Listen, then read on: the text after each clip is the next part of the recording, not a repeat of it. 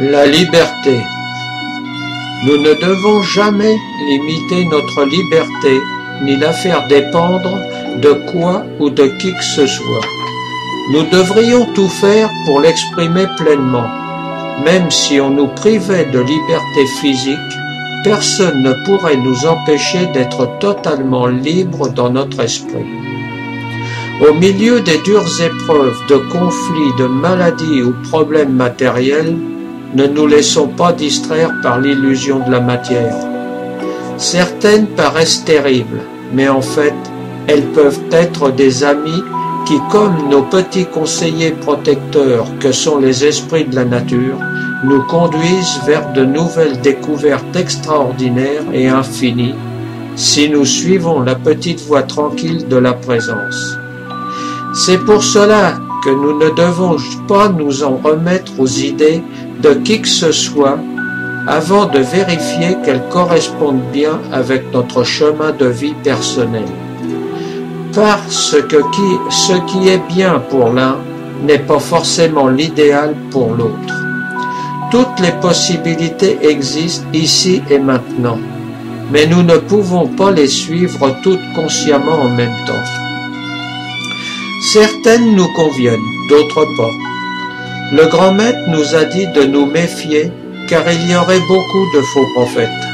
Écartons tous ceux qui prétendent détenir la connaissance.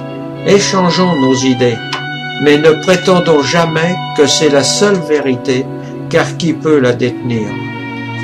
Et soyons très prudents au discours des serpents à la langue fourchue, d'un double langage mielleux et hypnotique, pour mieux nous inoculer leur venin mortel au moment où nous nous y attendons le moins. Et à tous ceux qui nous font croire qu'ils possèdent quelque pouvoir en nous promettant santé, prospérité et bonheur. Nous avons tout ce qu'il nous faut en nous, chacun étant le seul artisan, le seul responsable de son existence. Les outils de l'esprit sont entre nos mains, utilisons-les. Ne laissons jamais les autres avoir la moindre emprise sur nos vies. Respectons notre liberté, chérissons-la. C'est certainement un de nos biens des plus précieux. Respectons également celle des autres et gardons-nous de tout jugement, de toute critique. Ne sacrifions pas notre liberté sur l'autel des modes de pensée trop intellectuels et éloignons-nous de toute atmosphère de lutte, de conflit et de querelles stériles qui nous séparent de notre paix.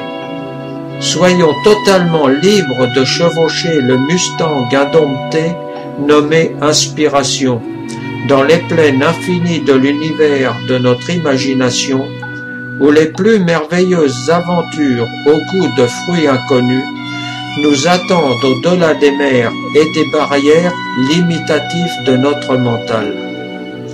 Bien au-dessus des nuages. Invitons chaque jour au banquet royal de la méditation nos alliés les fées, lutins, elfes, léprechaunes, les plus fidèles, qui ont pour nom simplicité, joie, paix, bonheur, sérénité, beauté, et partageons avec eux ce que nous avons de plus précieux, l'amour.